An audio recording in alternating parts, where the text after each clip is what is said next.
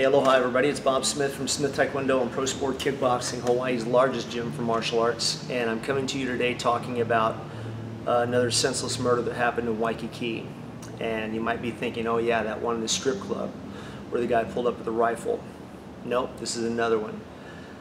This one was a young man doing what he was trained to do. He was a United States Marine. His name was Sergeant William Brown. He was 23 years old. He was from Tennessee. And he was out with a couple of friends and a lady. And in the middle of the night in Waikiki, they were confronted by a gang of at least 15 teenagers, young individuals. And the teenagers asked them if they wanted to buy some pot, and they said no. And the female's statement was that it immediately turned into chaos. There was screaming involved. The female victim, she was screaming, "We don't want any trouble, please leave us alone, we don't want any trouble." And that's when these guys attacked her. 15 guys, think about that. Well, 15 guys and another woman attacked this girl. And I don't care if you're 12 years old, 13, 14, if there's 15 of you against 3 men, you're going to win that fight. So they mobbed her and started beating on her, attacking her. They beat her so badly her eyes are blacked. Don't know if her orbital bones in her face are broken. She has stitches in her eyes. Stitches in her eyes. Sergeant Brown immediately did what he needed to do. He covered her body with his own body. Now, in the book of John, it says that no greater love has a man that he give his life for another. Sergeant Brown did that, and he's every bit the hero that any other hero is. Any Marine, soldier, sailor, airman that has given their life in the service of their country. The shame is Sergeant Brown survived the war on terrorism. He survived the global war on terrorism. He had more balls, more courage, and more fortitude, more honor and integrity than all of these chicken shit cowardly punks together, all 15 of them. He put his name on the dotted line to serve his country. Not only to serve his country, but to serve his country as a Marine. And survived the global war on terror, came back to Hawaii, and instead of being appreciated for doing what most people in this state won't, serving his country, he was murdered. So this mob attack, the girl said within seconds it turned into chaos. The whole fight lasted no more than 15 seconds. She was thrown down, attacked, they were all beating her. Sergeant Brown covered her with his own body, and eventually his friends got involved and started pulling people off, and he looked at one of them and he said, "Hey man, I've been stabbed." And within a few seconds he expired. His friends immediately started doing chest compressions. They started trying to give him resuscitory breaths, and one of them took off their shirt to try to plug the holes. Let that sink in for a minute. Not cover the wound, plug the holes. That's the violence that 14 and 15-year-old punks in this state are capable of. That's the level of violence that they're capable of. Sad thing is I covered this a few weeks ago in many of my classes. I covered everything from how you look at someone in Hawaii. The psychology in Hawaii, the psychology of fighting, it's different than anywhere else. Anywhere else in the mainland where you're taught to de-escalate, whatever you're taught to do to de-escalate in the mainland, do the opposite here. Hawaii kids are taught from a very young age that to gain respect, they gotta lick somebody, lick them, just bang cause. And not all of them, but predominantly, and it's been this way for generations, that if you want respect, you got to lick them. Just lick them, just scrap. So this small group of people stated that they didn't want any trouble, and this man ended up dying over it. So within a few seconds of the fight lasting, he told one of his friends he had been stabbed, and a few seconds later he was gone. The problem with this is I stated I had covered this with my classes. I covered all these bullet points in these articles. 1, situational awareness. 2, how to deal with fighting with someone with a knife, fighting on the ground, fighting more than one person, because in Hawaii, if you fight one, you're going to fight more than one. I talked about making eye contact. In Hawaii, there's 3 ways to look at somebody. The first one, if I look at you and make eye contact, that's challenging you, and you're probably going to attack. Local guys are taught to attack. The second one is this: if I look down, I start looking around, I show weakness and fear, so they're going to attack. The third one is, hey, what's up, brother?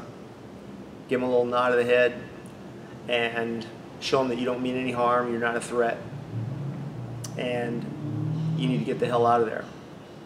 And because they're probably still going to attack.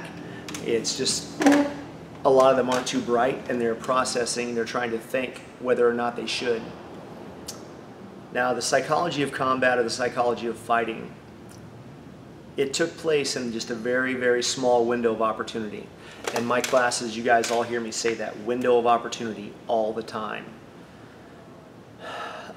Something probably happened where the girl, the victim, had stated, we don't want any trouble, we don't want any trouble. And somebody in that gang or in that group at that moment determined that they had seen weakness there and had made the decision that they were going to attack. It was in that very, just a couple of seconds, the amount of time that it took to say that sentence, that statement. And when it was over, the gang ran away.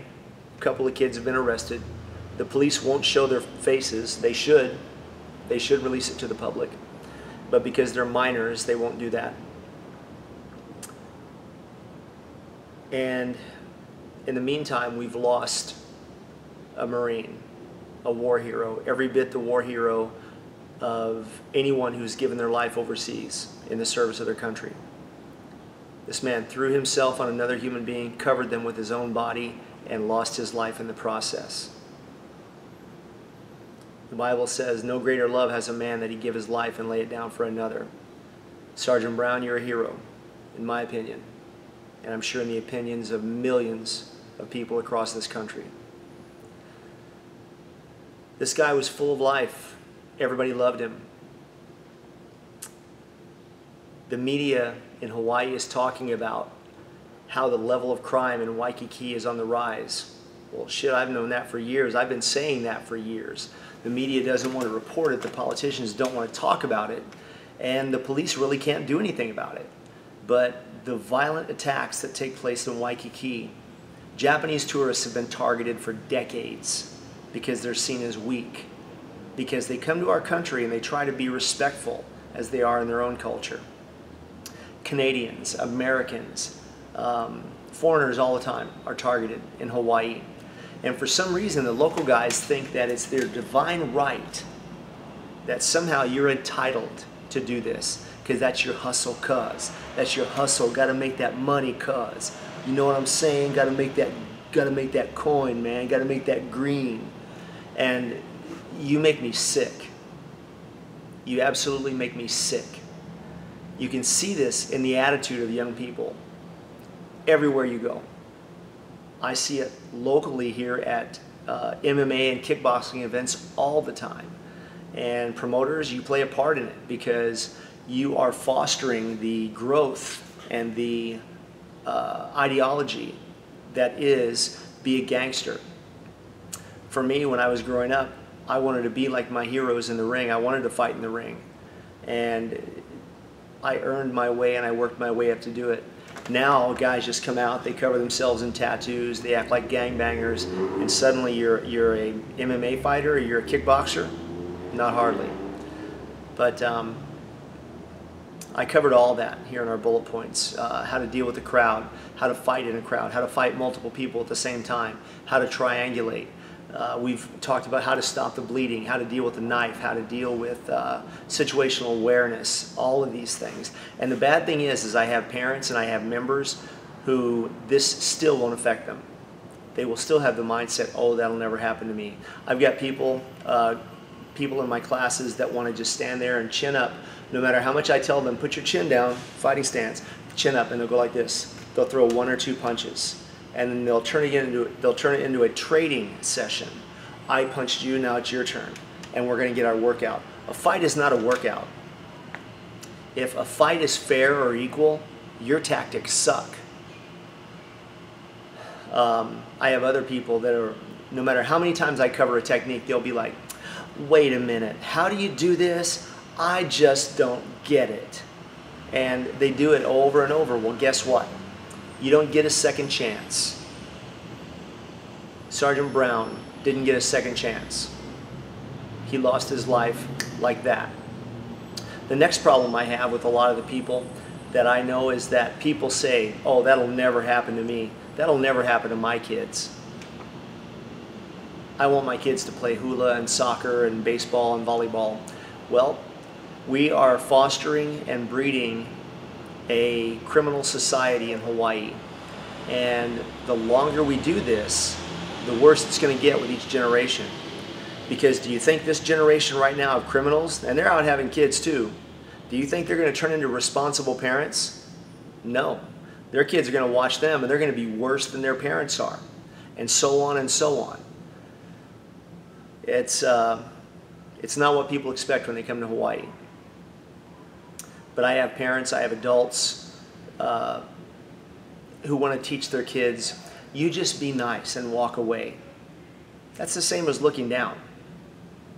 If you are confronted with one of these local punks or a gang of them and you try to walk away, they're going to hit you in the back of the skull and they're going to hurt you severely. Parents don't care about this. A lot of them don't. But my kid has to play soccer.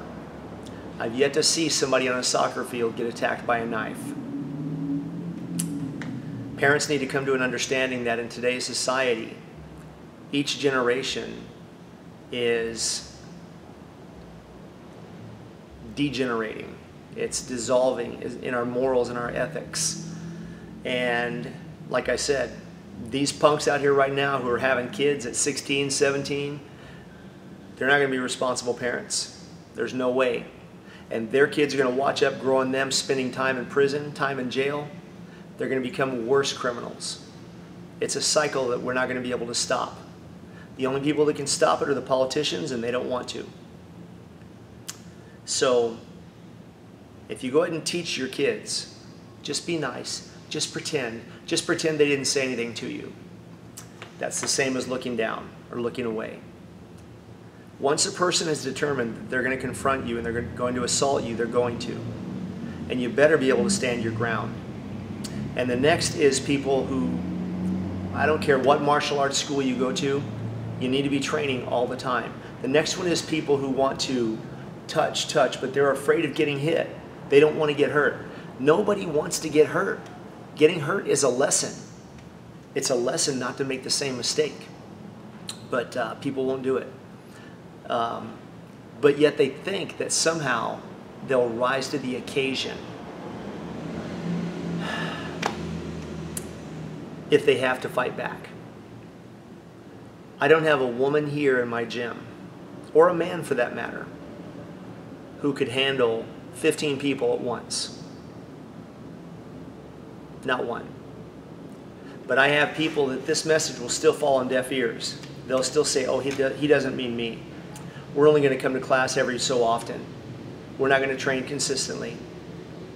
When we do come to class, we're going to do what we want. Being respectful or training hard, working hard, that's not important to us. Helping our partners in the gym, that's not important to us. Only getting what we want and making us feel like we're doing something, that's the most important thing. And that's the wrong message. When I spar, I don't mind getting hit. I certainly don't get to spar as much as I'd like to because I don't get to train as much as I used to. More responsibilities of being the instructor. But pain is a lesson when you're sparring. And I would rather get hurt in here any day of the week than outside where somebody is going to be relentless and they're going to try to really hurt me or injure me or kill me. And if I survive, I end up spending the rest of my life breathing through a tube or a straw. And that's what a lot of parents are doing. Parents have the mentality of, oh, I don't want to force them. I don't want to force them. I have other parents in here who get mad for no reason because they want to argue, and I don't accept it. They want to make excuses for why they can't train, and I don't accept it. They always want to be the exception to the rule.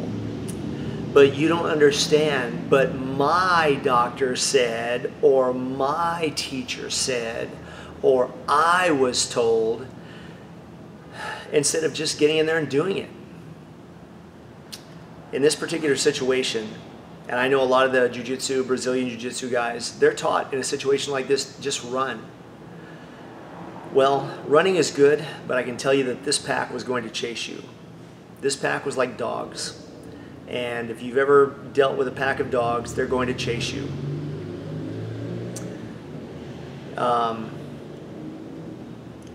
You better know how to throw some pretty hard punches and kicks and some shots. You better know how to spar. You better know what it feels like.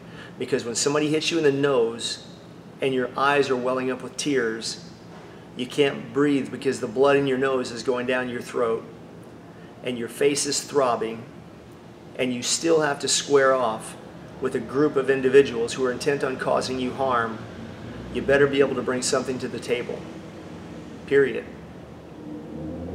It's a sad experience that we have in Hawaii, that this is what it's come to. It's sad that the media admits that violent crimes are on the rise. Finally. It's been that way for years. So if you're not training, find a gym to train at.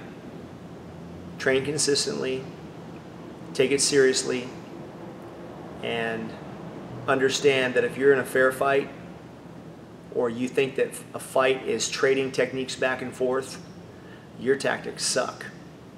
This is Bob Smith, Blood Makes You Related and Loyalty Makes You Family. Sergeant William Brown, may God bless you and receive you into his arms.